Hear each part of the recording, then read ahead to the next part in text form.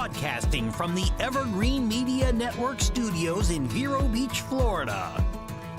It's Huntin with Heather. Hey y'all, welcome to Huntin with Heather. I am your host, Heather Hawk. This is season 2, episode 5. We're rolling through the season, you guys. We're in the second week of rifle season here in Florida. If you're new to this show, welcome. The show is dedicated to all those who love to hunt, love the outdoors, and those who want to learn more. Whether you're a seasoned hunter or a green hunter, this show's going to be packed full of information. We're going to talk deer, turkey, and everything in between. And of course, you can't forget about the stories, those stories that keep us coming back for more. So grab a seat, sit back, and let's talk hunting. Before I introduce my guest today, I would like to give a shout out to my sponsors, Jake Witt with State Farm. Yes, that's right, you guys. Jake, the original Jake, the OG Jake of State Farm. If you want an agent with a hometown feel, this is going to be your guy. He takes care of our vehicles, our utility vehicles, our life insurance policies, and he's always up for saving us money. So, and I know in this economy, we all want that. So give him a call. You can reach him at 772-500-5253. And of course, we got to give a shout out to the boys at B&B Boards and Broads. If you guys have not checked their content out, go check them out. If you love hogs and running dogs, this is going to be your jam. And while you're there checking them out, go check out their merchandise, you guys. They got some new stuff in. Holiday season is right here. Ladies, this is perfect for your husbands or boyfriends, whoever, or men. Just, go out there and check it out. So again, Boards and Broads. All right, so let's get into talking about hunting. That's what we came here for, you guys. My guest today is a friend of mine, and I've had him on last year, Mike French, a.k.a. Florida Woodsman. Welcome, Mike. What's going on, blessed and beautiful people? Yes. Hey, and a blessed and beautiful week it is. Yes, ma'am. Can we not give a shout out to the red wave? I'm just going to be honest here. And give the thanks to the Lord up above. Of course. And for appointing the right people and, that's right. And all that good stuff. Yeah. So. The Lord and the people that did their part. I know I did my part, and I'm pretty sure most of the people that do watch my show are on the red side. So they're happy. We're happy this week. We have waited 4 years for this. Ma'am.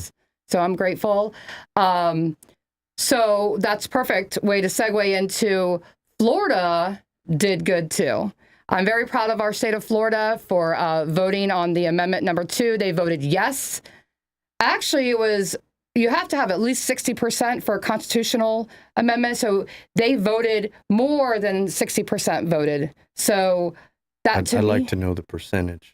I know of the actual how high they went, because I know it wasn't right at the cusp. It was somewhere way above. What did you say, Jesse? Was it like 67%? So the producer, we were talking about this earlier. So our producer Jesse thinks 67%. You can go on. I think obviously you can look exact numbers, but listen, that's what it's about. What are your thoughts about the Second Amendment? I was for it. I voted yes on it, and it's a great thing. I think it's awesome. There is no clause in it, like we kind of touched on it earlier, we can have the right to hunt, and it can be a constitutional right, but will the government eventually limit access to where we're able to hunt these public areas? That's what my concern is, and there was nothing said about that. Now, we've had the Jonathan Dickinson, like we talked about before, where they signed a petition, and, they got, they said, we ain't having this, and they had enough signatures, and they weren't able to do what they wanted to do. Right. So that's what we're going to have to do as conservationists, as hunters, as fishermen, Absolutely. Stuff like that. We have to step in, and we have to, we put our money where our mouth is in our fees that we pay for our licenses and everything. We care about conservation, and we put our pocketbook in our wallets instead of, we don't just talk about it. Exactly.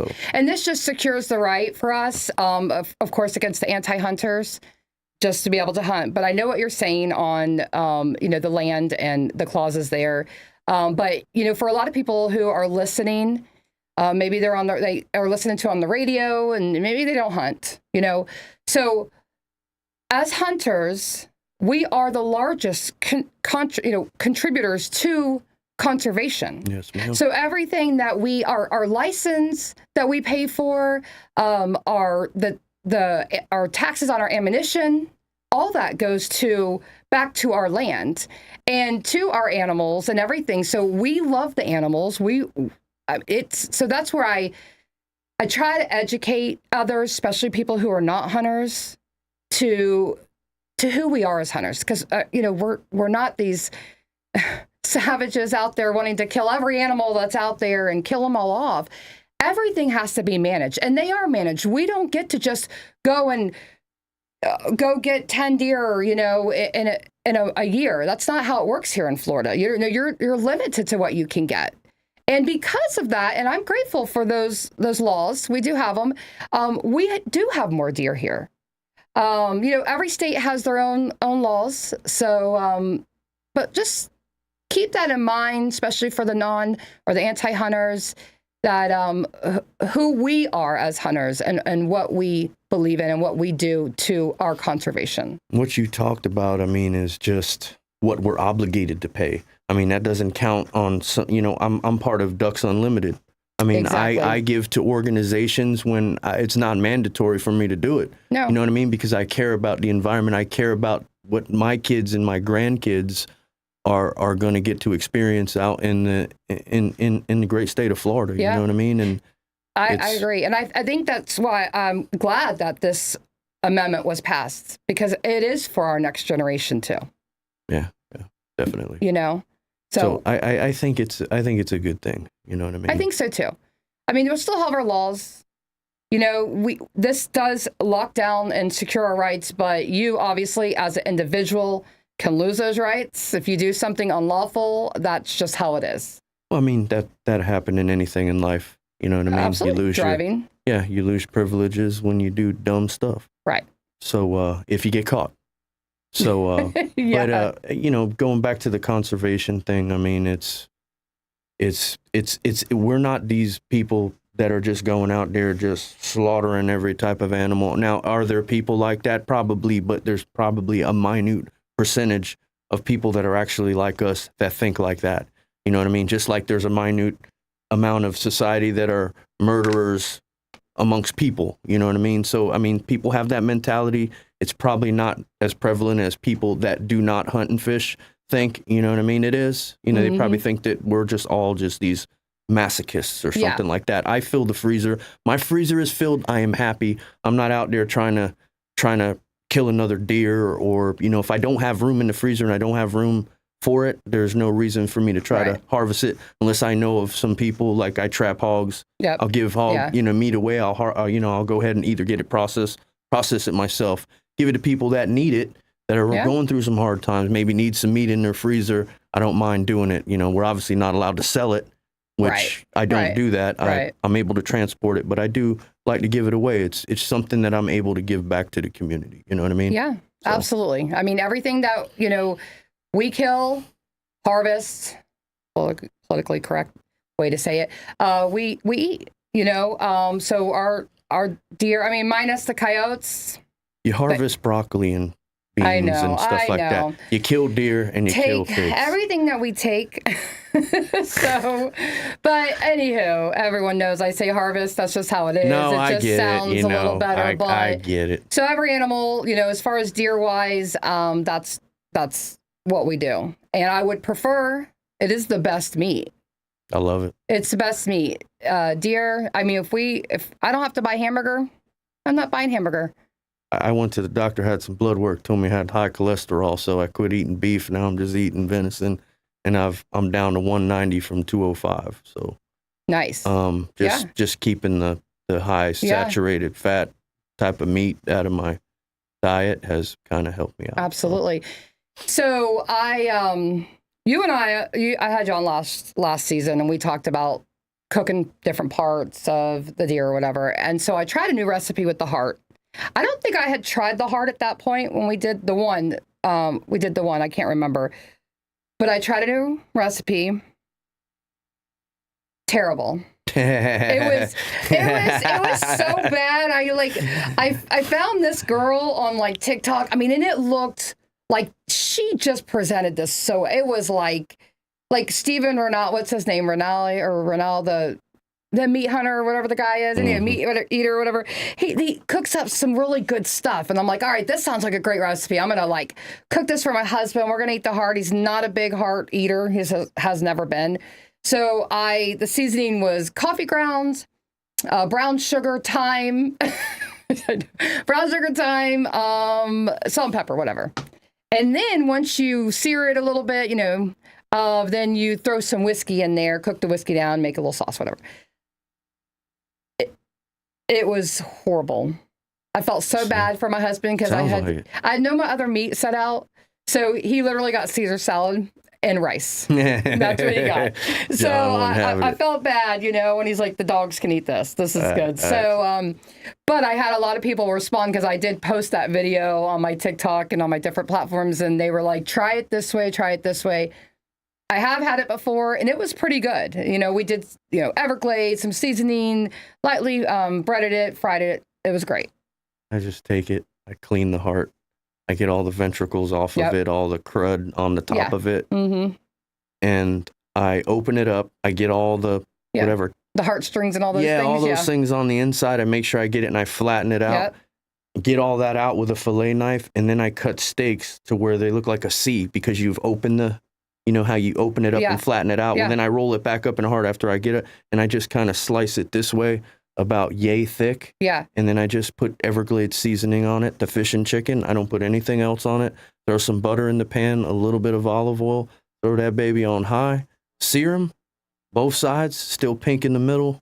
Perfect. Okay, yeah, I'll have to try that. So not a whole lot going on there. I want to keep trying because I would love to keep trying it. I had multiple people, like I slice it like a tomato and I bread it and fry it or grill it or, there's all these different, so I'm definitely going to keep trying. I just have to convince my husband. If I cooked it for y'all, John would eat it. John, if I cooked it and told y'all just it was deer meat, you would eat it. You wouldn't even know. There's no breading on it. All right. I cook it just like I cook my backstrap. The same exact way. Simple. I slice it about 1.5 inches, depending on how thick you want it and how rare you like it. Yeah. How you like your deer. I like mine pretty much still. I like it still either neighing or a little blood. Yeah. Yeah. Yeah. So I like it still breathing. Yeah. We don't fry up our backstrap at all though. Like I cook it like a steak. Yeah. Like the buck's still grunting. Oh my gosh. But no, I do like my deer. I mean, I don't want it blue, but I like it to where I cook my backstrap that way, same exact way. Perfect. Yeah. Perfect. Yeah, it's pretty good. Hopefully we'll get more and I'll have to have you over. Now, is Jessica, your wife, does she eat it? She has eaten it. I've had her try the heart. It's not something that she's gonna, she don't really, it's venison. She doesn't like beef. Like my wife, so it's not. She's not a big red meat eater. Yeah. I mean, she'll eat it, but it's not her thing. Not her thing. She'll eat it if it's in a stew or something like that, and pot roast or something like that. But she's not a real big red meat eater. She eats a lot of chicken. Yeah, this time on My Dear, so I had my processor, Jimbo's Wild Game. I had him do a couple roasts, and so I'm looking forward to cooking those. And of course, we just do the hamburger. But I want to talk, this is quite interesting. So this is a little topic here. So since they made the law, which I don't know if it's been a couple years or whatever it is, I can't remember quite. I should know this, but they're really cracking down on people bringing deer across the border, meaning not across the border, but from Georgia or anywhere onto Florida because they're cracking down on the CWD. Which, if you're listening to this or you're watching this and you're not sure what that is, it's called chronic waste disease. So it's a disease that the deer, it's primarily kind of in the northern it's spreading down, but they're cracking down. They are stopping vehicles. If you've got a side-by-side on the back and you're coming through the state, coming out of Georgia into Florida, they're gonna, if you're in a back road or somewhere, they're going to pull you over. And they're going to check your coolers, and they're really. But he said, he's probably down 300. He's kind of calculated about 300 deer a season. Yeah, that's a lot of money. But the other point he made was that, they have to pay, to dispose of it properly. So it's not just being thrown out in the wood, thrown out in the woods and all those things. So there's just a lot of people really, this poor guy, and you know how it is on Florida Hunters Network on Facebook, they will rip people apart. You men are... What are you talking about? Like public land? Okay, so this What about guy... the CWD? So CWD, sorry. So this is So this guy posted his friend came through with a Georgia deer into Florida, got pulled over, he's got to go to court. They were like basically hang him up, go hang him out, like go hang him up. And I mean, they were like ripping him a total, what? Hung him out to dry. Yeah, hung him out to dry. Like it was crazy. And just all the different... Why? Because he brought the deer over the line with that, and you have to debone. He didn't take the bones out. Correct. So in Florida, you have, in order for you to bring it, you can bring deer across, your meat, but it has to be deboned. What happens if you want to make some stock? Well, so it's interesting because you were making some stock. And the other day I was watching it and I thought about that. I'm like, what if you want to do that? Yeah, like you want to utilize every part of the animal. You don't want to waste, stuff that don't need to be wasted. Yeah, but that's not the case. And so like you can't, so under the Florida rules, people may import into Florida deboned meat, finished taxidermy mounts, which is crazy because you have your taxidermist that you use usually within your, that you, like I have my guy that I go to. So if you can bring that mount in, or you can bring the antlers, hides, and skulls and skull caps and teeth if all soft tissue have been removed. There is addition to these rules though. So if you, there's an exception. For deer harvested from property in Georgia or Alabama, if such property is bisected by Florida state line and is under the same ownership. So apparently you can get by that. If the property is across state lines, right? It spans across the state line. Is that what that's referring to? If you have a piece of property, like we have a lease that's in Florida and Georgia. And Georgia, okay. I mean, the deer don't know a difference, right? No. Honestly. So there's an exception to that rule, but they are really cracking down. And I get it. We don't want CWD. So you got to take your mount to a guy in Georgia to do your taxidermy. So if you got a good taxidermist in Florida, you're kind of screwed. Yep. Because you can't bring it in here unless you take a picture and the guy's real good and he can get it exactly the way it was. Exactly. But, I'm no taxidermist. I don't know how that works, but I know they work magic. Some, most of them. Right. I've seen some pretty bad ones, though. Yeah. Right. Oh, yeah, I know. Some of these are like... Yeah. Friggin' coyote. That's the funniest. I've seen some of these people post on like Facebook and some of their like jacked up mounts. And I think coyotes are like probably the worst. Somebody had one in my neighborhood. I live in Dixie Heights, and there was an empty lot. And somebody stuck it in the empty lot, like halfway out of the empty lot, and we were walking our dogs. And my dog about pooped right there. It scared the crap, and it scared me. I was like, "Whoa, what the heck is that?" And it was like an old mount. Coyote mount that was horrid. It looked bad. I got pictures of it. I wish I would have been able to show you. That'd be funny. Yeah, I know. Yeah, some of these mounts are, but yeah, so you know your person, you know your guy who does your mounts. So, anyways, that's just a big controversy right now. It really shouldn't be a controversy. So I get it. I totally get it. We don't want it in our state. So I'm more disgruntled about not being able to bring the bones than the mount, because I don't really mount deer. Maybe I just haven't killed this monster that I need to feel like I need to mount. But I keep the antlers, but I don't taxidermy them and keep them. I'll clean them up, whiten them up, keep the rack. Yeah. And something that is sentimental, that meant something to me, Right. I know exactly where I was, what year it happened, who I was with, you know what I mean? When I go, it brings back all the memories, you know what I mean? So basically you'd have to boil your amount before you bring it into the state. If you were going to do it that way. That, or if you're in your property up there, you bury the head in the ground. Yeah, in the dirt. And then come back and get it. But everything has to be, and that takes a while. It takes a while to do it that way. And you got to make sure you cover those antlers So too. so yeah, let's talk about. So you had your your muzzleloader hunt, Mm-hmm. and if I didn't know, I would have thought you killed the same exact deer. I know. So The deer that I shot. wish I had a picture on here. Listen to me. The deer that I shot, the antler on one side was broken in 2022. Last year, we hunted 2023 at the same public land spot. We had every single hunt from archery. The only one we didn't get was muzzleloader. We had both archery hunts. We had both rifle hunts. And we did not harvest, and we did not shoot anything on during the 2023. So we had a horrible 2023 season. 2024 rolls around. I'm on another piece of public land, non-quota, and I run an electrical company. I'm a project manager, and sometimes I had one of my guys, I was returning a text to him, and this big buck walked from behind me, and I had my old bear whitetail too, and I'm not going to go into that. I had to use that one, refer back to that, resort back to her.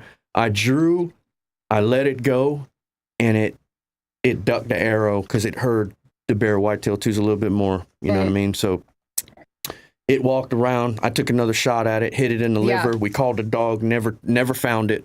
The guy that ran the dog said it lived. So we're like, okay, cool. I was heartbroken. Muzzleloader runs around. I get one, walk out at 7:30. It comes, I just get a glance of it in a little opening. I'm like, oh crap. So I get my muzzleloader ready. It starts walking the line at about 150 yards, and it comes back in. Which should have been, Yeah, it's about 120, something like that. I'm thinking it's 70 yards. I let the shot rip. And smoke, gone. I end up on that next hunt. I shoot it. I shoot one. We find it. No blood. It's crazy. I know. I get down. All that was left was hair. You know what I mean? A tuft of hair. Yeah. And I thought I just grazed it. We ended up gridding the woods and finding it. After I called the dog, I had to call off the dog. Yeah. Because not one drop of blood from that muzzleloader. I do not like hunting with them. Yeah. So. Well, muzzleloader season's over. Yeah. So we don't have to. I know. I know how it is. Now. Yep. But that was funny. If you showed a picture, a side-by-side picture, and that buck that you shot was what, one antler? Like, it just looked the opposite antler. It was exactly the same. It was it should have been an 8. It had 4 on one side and 2 on this side, just like the one I killed 2 years ago. They looked like kin. They had to be related. They must fight back there. I don't know what's going on, but they got busted racks. He had a lot of meat on him. That's all I care. I can't eat the broken rack. Right. But I just thought that was quite interesting. Yeah, it was. Like, literally, it was like opposite. Same deer. Yeah, Joe's the one that found it, and he yells at me. He goes, this looks like the same one that you shot. So, I know. That's last year or 2 years ago. That's what, when you saw that, I was like, look at this. I told John, I'm like, look at this. This is literally the opposite side. Season turned out to be good, and we still got successful. Yeah, and we still have olive rifle, and we still have till January. So right now, my season is success. Anything more than that is just a bonus for me. Yeah, you know what I mean. I love to do it, and I love to be out there. And it's just part of me. It's part of that's engraved into me, something that God engraved into us. That we just have to be out there and be a part of it. And it doesn't matter if I put anything in the cooler or not. It's nice. Yeah. But it's just great to be out there. Well, I couldn't agree more. And thank you. Always. It's nice to have you on. Just, talk hunting, and we could do it all day, but we got to wrap up the show. I know I could talk for hours. But thank you for coming on. No problem. Good luck for the rest of your season. Thanks for having me. Thank you. Yeah, absolutely. And we'll talk. And I want to thank again my sponsors, Jake Witt with State Farm and B&B, Boards and Broads. So you guys, good luck this season, our continued season. All right. Love y'all. Be good. Go get outdoors.